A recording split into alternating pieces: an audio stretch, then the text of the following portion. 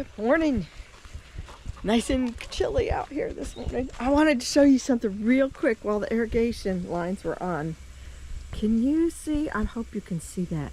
There's little tiny mists of water going on in the garden. In my last video, I had talked to you guys about how I took a straight pin and I put straight pin pokes all along the garden. Let's see if I can find like this. Can you see that? Or this? Maybe that was good to see right that way. Right that way.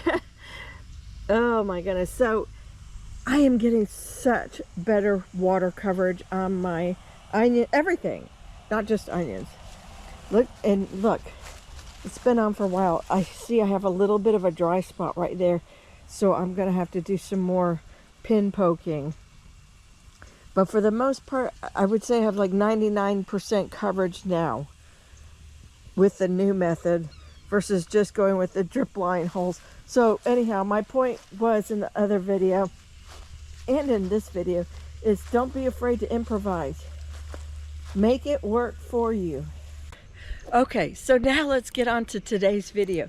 Today's video, we're going to be talking about winter solstice while I am pruning. And I do have a pruning list to go by, so I know exactly what to cover and I don't get distracted.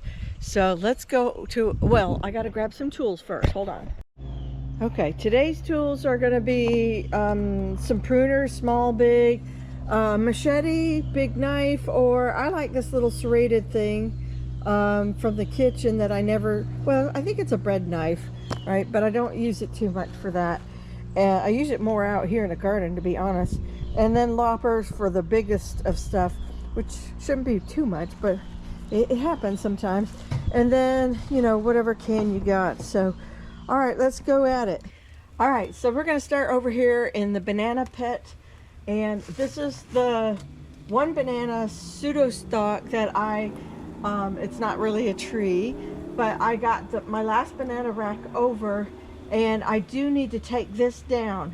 Now I don't want to take off, if this hadn't had a rack and it just had brown on it, you don't want to take those off in winter because that's going to provide frost protection for your other trees around it.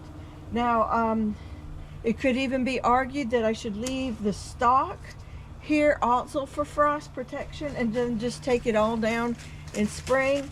And I suppose that's a good argument. I'm debating it in my own head. So, but for the most part, I'm using my bread knife, and I will not be putting this debris into a garbage can. This goes right around the plant itself, and the nutrition goes right back into soil building with the nutrition that the plant already needs. So watch out, buddy. You don't want to hit your pretty nose. So today is December 21st, which means it is the winter solstice. And I used to kind of shy away from any information about that. But then I became a gardener. I thought it was all like spiritual. And there is some spiritual things that happen on the winter solstice. I am not of that mindset or belief system. So again, why I shied away from it. But as a gardener, you should know that the shortest day of the year is actually probably the happiest day of the year because it is the shortest day. I can look forward to, we never go dormant. Dormancy starts about the 30-degree latitude line, which is north of us. I think that's about roughly where the Florida state line is with Georgia, Alabama, and then going across the country.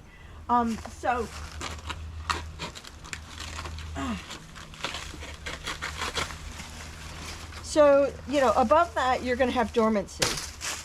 For us, we stay growing, but it's at a snail's pace. And a lot of people will ask, when are things ready? I saw that question come across some gardening groups in Facebook. When will this, you know, a broccoli head, a tomato, when will this be due? Well, I can't tell you that because it was actually yesterday, the day off from being the shortest day of the year. And so I'm not sure how to explain that to you because you know, in the spring you could say, oh, it's blushing. Okay, 1 week for your tomato. But in the winter, you might be waiting 2 or 3 weeks. That's what it equates to for you. So the good news is that all the way between now and June 21st, our daylight will be lengthening and increasing. Here's a banana that hasn't put out a rack yet. We're definitely going to leave these branches here. Why? Because we're going to protect the stalk here from any potential freezes or frost. Right next to it is turmeric. Y'all saw that in the last video too. This turmeric's kind of in the wrong place, so I'm just going to pull it. I don't really want it over here. It probably would prefer a little bit more sunlight, so I'm going to transplant that into another area of the yard. We can clean it up too. Uh-oh, I see a little damage right in there. This is my 4 o'clock bush, and it's really seen its better days, so I'm going to trim that back, which also allows me to then clean up this whole space in here, which is either its babies or weeds and so forth. So I need to definitely do some cleaning back.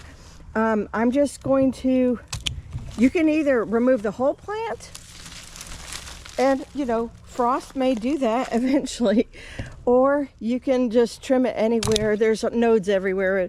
I have no problem with getting these to regrow back. I cut them around the nodes willy-nilly, you know, no plan.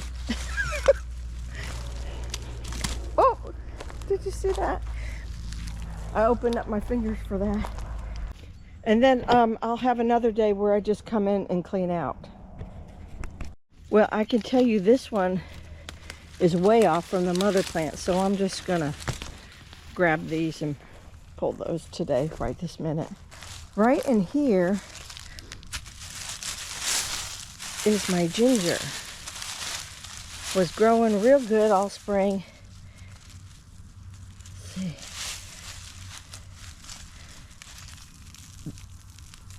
What? I'm hearing buzzing over my head. Oh my goodness. There's a bee up in there. Are you trapped? No, I guess not.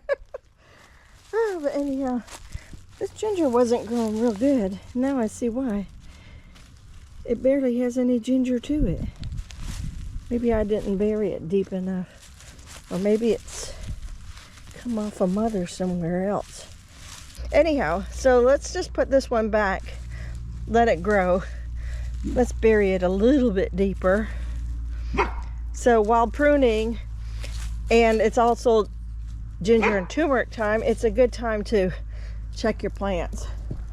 So this is not as nice as I expect. Actually, I should just put that back in there and let that grow. That's not worth trying to eat. Okay, we want to make sure that we put the little nodes up top. It does have a top versus a bottom. There we go. Then we'll cover it back up. And when the soil warms back up in the spring, we'll have more ginger. This is my vinca and periwinkle, so I'm just going to cut that back. I'm sure it has re-sown.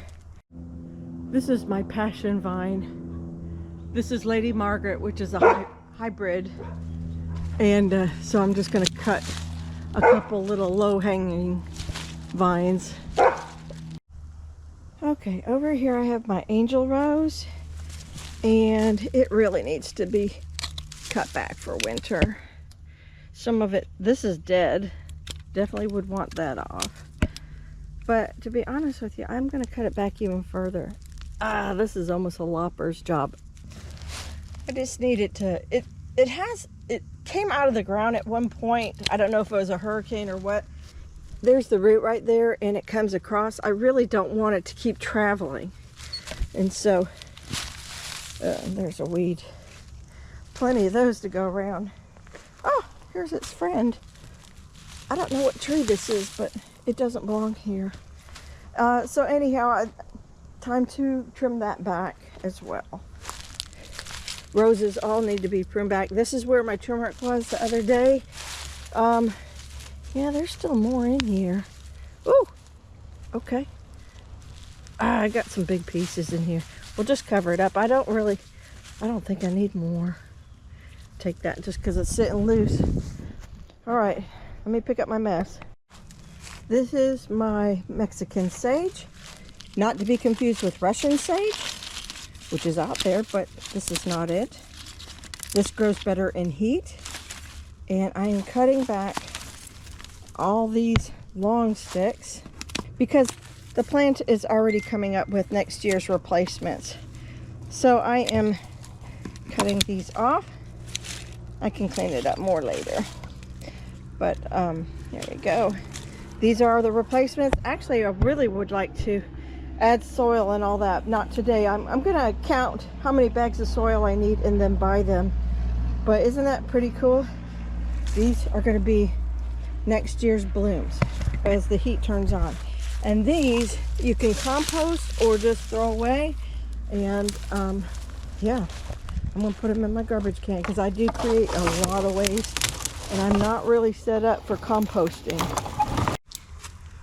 So you may be asking yourself, why are you combining pruning and winter solstice information in the same video?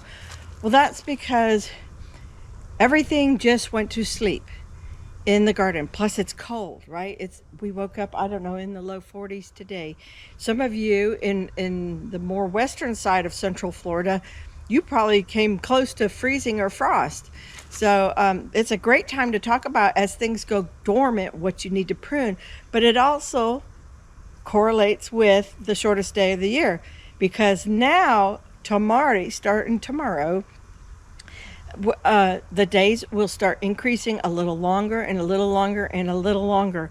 And then I said, like 33 degrees and above latitude is where the dormancy line is. So if you're above that, north of that, you're in dormancy. If you're below that, you're real slow like me. So this is the slowest my garden's ever going to grow. And so it's time for me to prune. It's not asleep, but it is kind of asleep. We're going to act like it's asleep because this is as asleep as asleep gets. That's why we're pruning before they wake up. And then it's kind of too late because then sap starts flowing in the grapes and the blackberries, and things want to start increasing and growing because there's more sunlight coming in and more photosynthesis happening.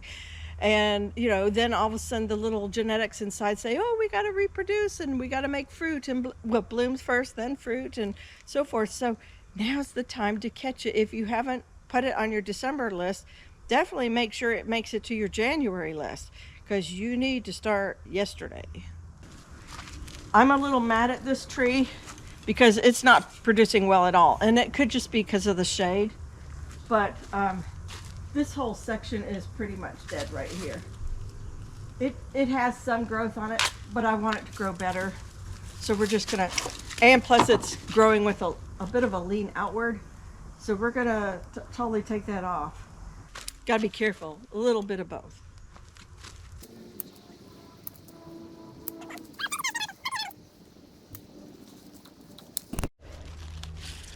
Be sure to take all the Spanish moss from the hurricanes out of your trees. Yeah, you definitely want to clean up your trees a little bit. Now's a good time to do that. Just when you think you've gotten it all, you still see more and more and more and more. Yeah, that'll kill your trees. Over here is my peanut butter tree, and other than cleaning the Spanish moss out of it, I am not, well, I could take it back a teeny tiny bit, but not much. So last year I did a really hard prune on this tree and it didn't fruit much. So this year I'm just kind of doing like a tipping, getting the tips off, or anything dead and diseased. This one, I don't need this one there, so that one's going completely. And then These things are really, really long, so tipping will still probably take about 2 or 3 feet off. It's going to take me a minute. I'm just going between nodes. This tree is really amazingly resilient.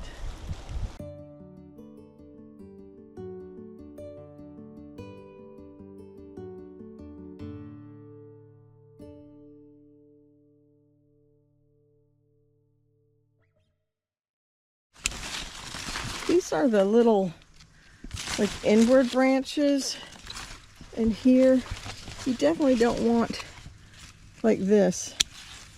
That's energy. I don't want to put the energy into that. I don't want the tree putting the energy into that. I want a nice, rather clean trunk actually, so when I go to do the lawnmower in here, it's easier on me.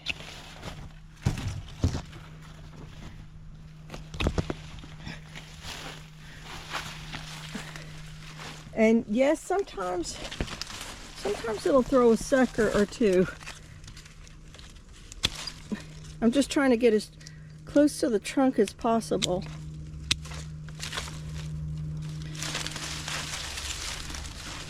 I don't think I need that rope anymore either, to be honest with you. That was for when it was a baby. Whew, I'm starting to work up a sweat now. This is moringa. And yeah, I've let one or two of you have mentioned this, but I've also been watching other people on my respected gardening channels, other things on Facebook. So anyhow, they cut their moringa down low to make the leaves accessible. I have a little mess going on because I still have this, which I really love, connecting this cattle panel. You know, there's a big gap between this one and this cattle panel. So this tree kind of bridges almost the midpoint, and I do like that. But it's still way too long. And so I think what I'm going to do is I'm going to take it down another foot or so. I'm going to leave this branch. But I think I'm going to get a saw, and I think we're going to do it. We definitely need to take this down a little bit more. And this definitely needs to be gone and harvested. That needs to be dehydrated and saved. I'm not there yet. Close. Maybe next year. Or do I... what do y'all think? I think I'm going to go with what I just told you. And I just added a couple more tools to the tool list that we need, because I think I'm going to hack with this. I'm going to need something really strong. Much stronger than a lopper.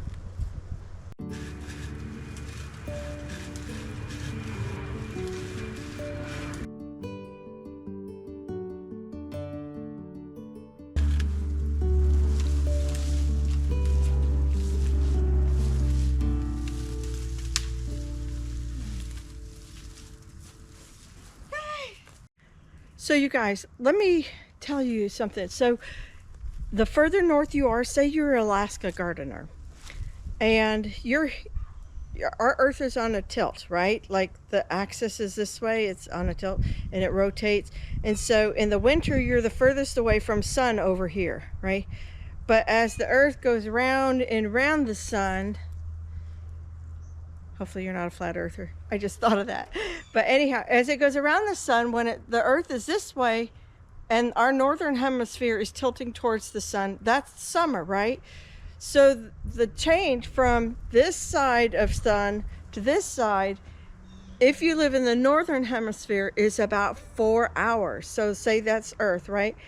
These people up here by the North Pole get 4 hours less sun. And then boom, by summer, they're getting 4 hours more sun than they were in winter.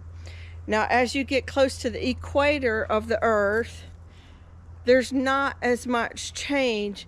And I know for me, I'm 10 hours and 20-ish minutes close to the equator. Actually, I should just look up equator numbers for you too, but I know that when I get over to here, I think I'm only at 12.5. I'll put the number down below when I get to the computer and do the exact science. But I don't swing and fluctuate as much in Florida. And so the further north you go, oh, got debris in my hair. The more of a fluctuation. That's why when you see like these, do you ever see the county fairs, state fairs, and people can grow like a head of cabbage this big, but in Florida your head of cabbage is only 1.5 pounds, and that's why, because we're growing them usually on short day length versus long day length light, or increasing, or you know, we're restricted or limited light here, and they got full blast 14-hour days up there or something. It's ridiculous. Well, yeah, it's ridiculous. It's like that. Huge. This is my way. Is it in your way? So that's a little bit how the seasons work, and why, you know, we're not growing 2-pound heirloom tomatoes, but a 1 pound is very doable in Florida. So anyhow, or anywhere in the South, really, actually. Look at the mess I made for myself. Oh, this is moringa. I'm gonna cut this and save this, dehydrate the leaves. Very delicious. You can eat them raw. They're a bit peppery, and I have a little bit of like a peanut buttery taste, kind of. But when you dehydrate that, all that disappears. And if you didn't like the peppery taste eating it raw at somebody's farm or garden, you'll probably like it dehydrated better. And there's gobs and gobs of medicinal value in this tree. I do want to issue one word of caution if you are using moringa. Talk to your doctor first. Of course, they probably won't know what moringa is, so you might have to bring a piece of paper in with information on it. But I will tell you, as somebody who's had experience with this, not personally, but somebody very close to me, took moringa, which did such an amazing job cleaning out their liver, that it actually cleaned out their prescription meds out of their system, which became ineffective. And in some regards, that would be great, right? It sounds great in theory, but it's not really great if it's medicine you really, really need. So talk to your doctors first before using such a strong medicinal like moringa. I'm trying to save the vines because the vines are going to give me some grapes in the spring. And this is one of my favorite grapevines right over here. This is Summit Muscadine, and delicious. This one's, the green grape is delicious too. But the Summit Muscadine, beautiful. The grape stalk is there, and it comes up and over, and a lot of it is coming across this way. And oop, there's still one more piece of something in there. Moringa probably. Yeah, and I gotta get this vine off of here. Oh, my yard came with vines and I have trouble eradicating them. Anyhow, so, and I do have some vines going over to here, which I really don't want that. I don't want the grapes to compete with one another. So I was gonna send this vine over. You know, I don't know if you guys know this, but you can make like beautiful wreaths out of grapevines, right? And so I thought, well, these vines are still malleable, right? Is that the right word? I'm going to, well, first of all, I'm going to trim back the ones that are not the strongest and get rid of the garbage. But like this, I want to keep this really strong one, right? And there's a bunch of really strong and long ones right here.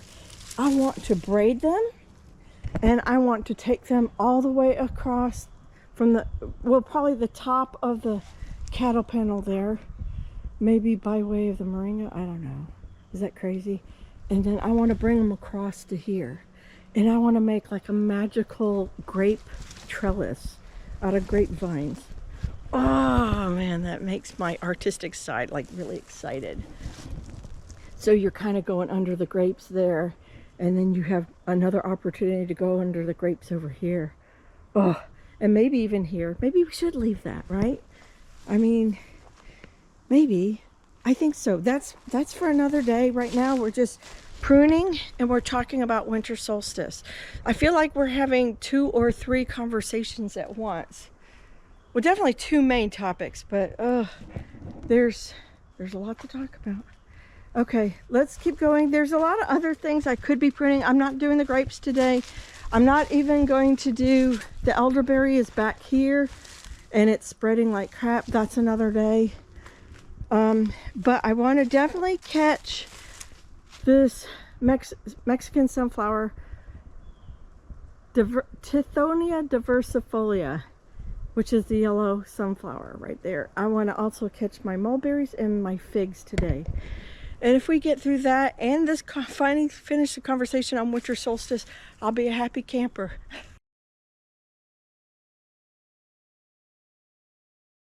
I'll deal with you later. I found some stragglers while I was coming in. Oh, what are you doing? I'll clean you out later.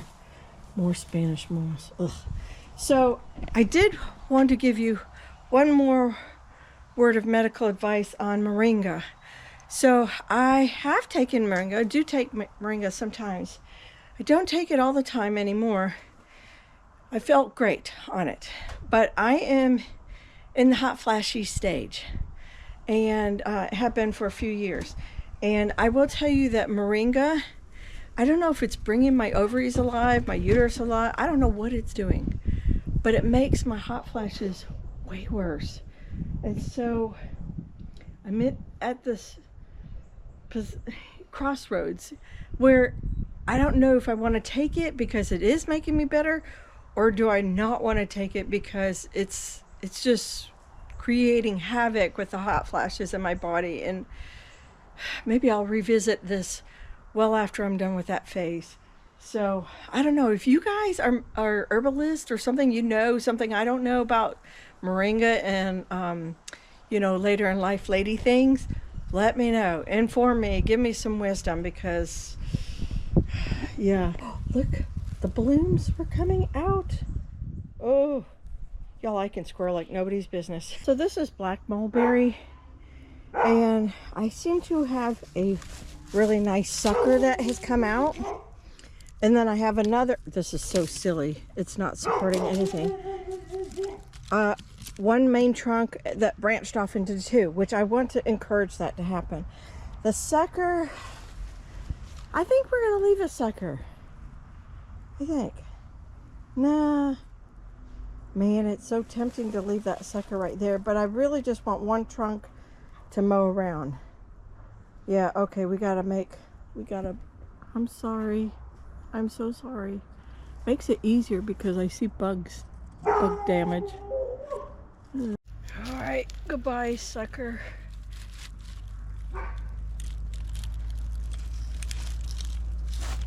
Timber. Come on. There we go.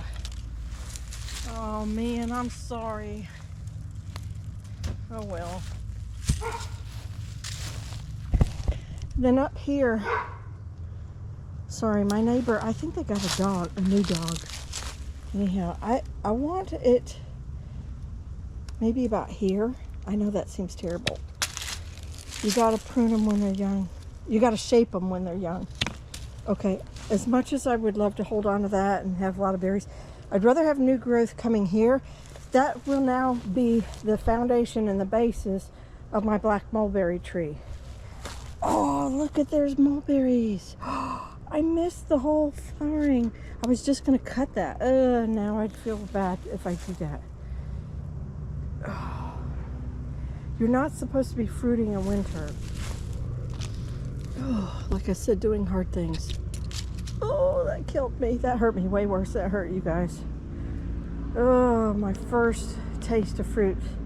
Gonna have to wait a couple months now. But yeah, now we got a really good foundation and we can move on with the spring growth. Is going to be spectacular and in the right location where I can pick it. I don't want to start here and then have spring growth be like 12 feet high. Here is jelly fig. We have got to, this is the main one. These are suckers. Those got to come off. Also, you can see they're newer growth, so that makes an obvious choice for me. Like I said, everything's supposed to be sleeping, right? This is probably the main trunk, but this also, I like this one. It's a little straighter. I'm actually gonna cut the non-main trunk. I'm gonna actually cut the main trunk and leave that sucker. I like that sucker better. And over here, this one always interferes with the lawnmower. So this whole thing's gonna be lopped off with the loppers. And as much as I want to keep this actually went underground and came up here. So I think, does it pull out? It might pull out. That could be literally a baby with roots on it. You could gift, oh yeah, look how it's tugging on this one. Gift away to a friend. Look at the roots. Oh yeah, I might give away a fig tree. Ooh, ooh, ooh. Yeah. Look at the roots on it. Okay, let's keep going. Let's keep pulling a little bit. There's a long root right here. Coming through, we can keep that with it. I feel a root coming this way. People, Jack always says, use your gloves. I'm like, no, I can't feel anything. Oh man, I broke it. But still, it's got some good roots in there. Look at the roots. All right, so that makes me feel better about hurting it and doing hard things.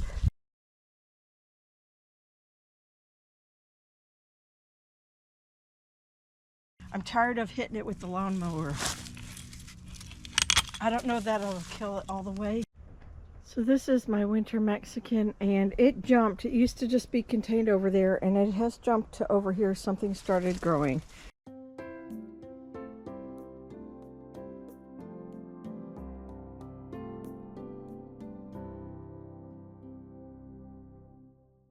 Now these did have a bit of a hurricane cut on them. That's why they're not completely as tall as that top one and taller.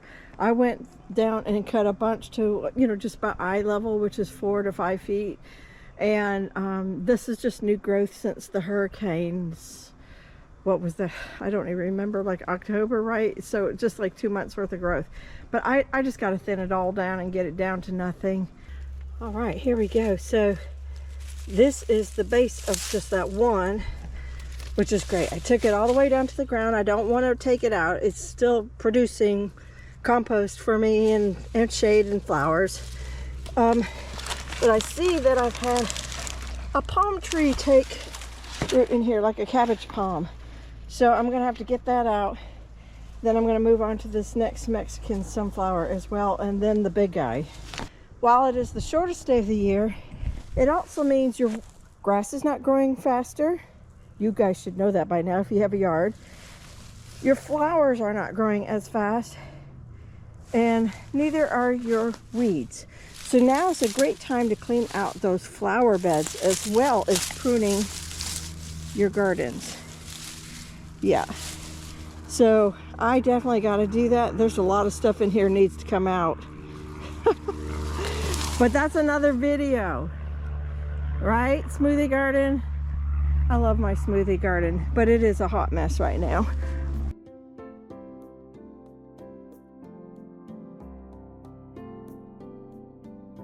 I'm definitely gonna have to dig this crown out. But again, another day. But today is all about pruning and exposing, so I'm definitely exposing this crown right here. My battery is starting to run out, so we're gonna expedite the rest of this video. In here on my stone fruit, I'm just gonna do anything going dead, disease, or direction, the wrong direction. So I don't really see a lot of dead in here. I've already examined this plant, but I do see some in the wrong direction, like this one. This is gonna be crossing over right here, so I wanna be sure to knock that one out.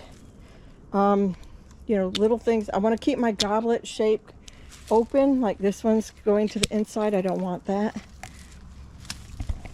And I'm gonna check the peaches this way and the plums this way. But on a final note, with the winter solstice, I think I would be remiss if I didn't also include moon gardening, because that seems to be a thrill for a lot of people. But to me, I'm not a big fan of moon gardening, and I have just, oh, that needs a lopper. I have just not really ever found it to be something I enjoyed. While the moon might be okay for gardening, like planting on a full, let's say, increasing moon for things above the ground and like decreasing for things below the ground. Do I have that right? You know, it's not really going to make that much of a difference if, you know, this is just when you get off of work, you know, or this is when it's convenient for your schedule. So I really don't think much of that. So this seems like a good place to put that in the video. This is my black sapote and my avocado, which are growing kind of together, and this is a good walkway I like to use. So bye-bye. Yeah, let's put that back too a little bit, just a little bit. Spanish moss, it's gonna be the death of us, isn't it? Goes everywhere, especially when you live underneath the oak tree. I mean, come on, it's just gonna happen, right? There's a lot of moss.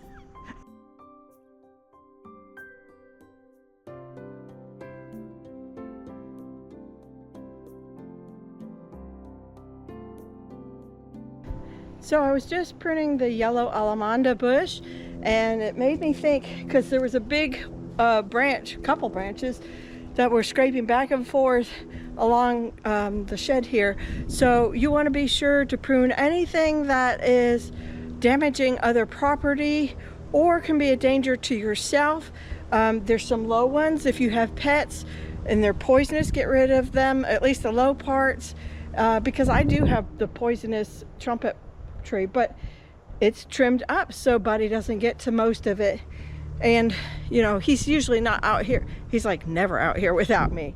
But anyhow, things like this can poke his eyes or could poke your eyes, so I'm trying to be real mindful and cut things like that. Oh, that was dead, so that needed to go anyhow. And this right here is rubbing, that needs to go too. Oh, look, before I cut it, look at the rubbing that it's doing right here. Yeah, it definitely needs to go.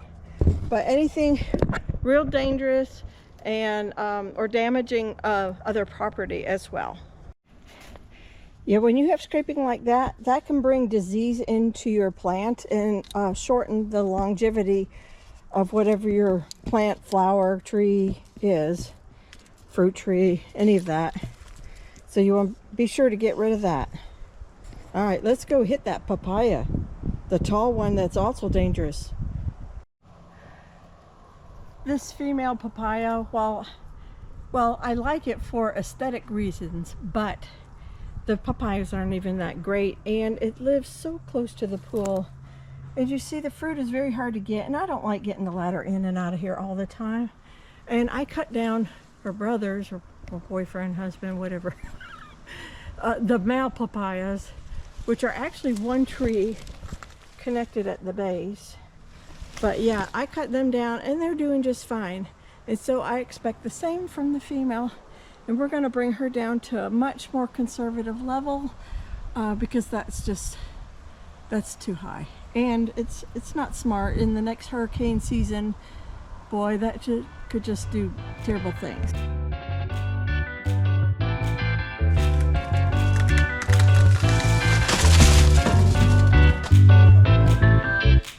Y'all, that couldn't have been a better hit or take of it.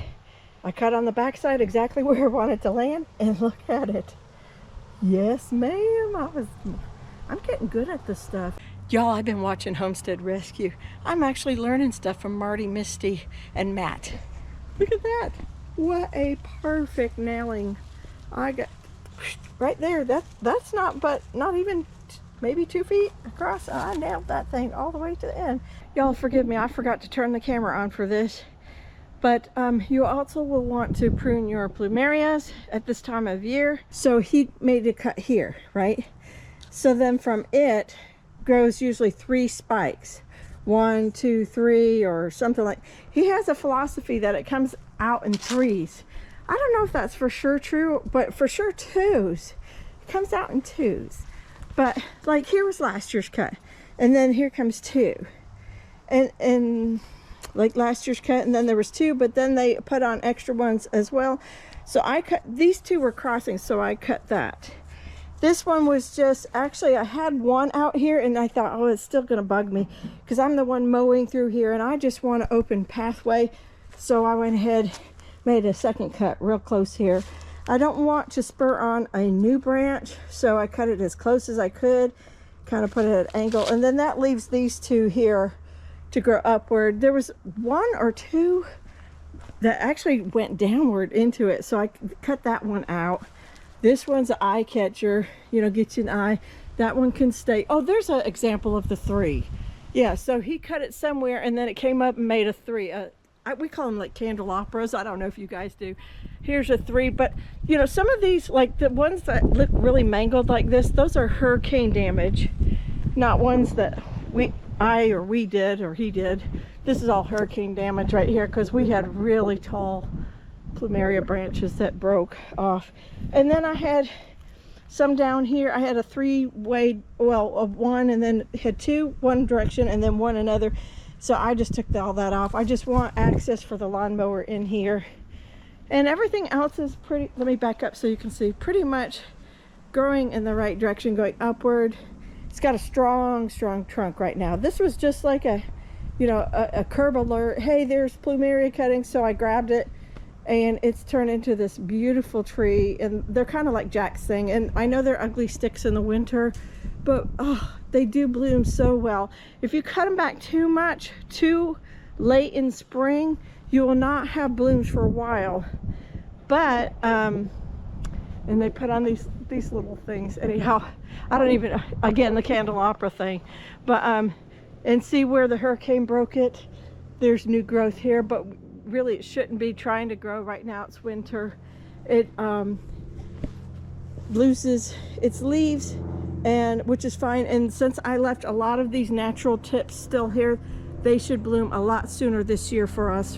So much more light coming in. I need to grab those vines in another video or just on my own time alone.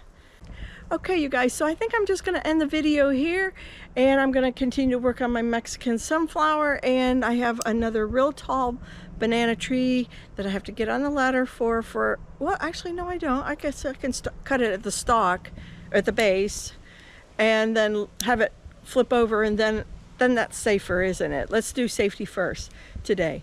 And I won't make you guys sit through it and worry about it. But anyhow, I hope that clears up some stuff about winter solstice, and, you know, put a smile on your face. Christmas is around the corner, New Year's is here, and then we start with spring gardening, and that's an exciting time to be a gardener.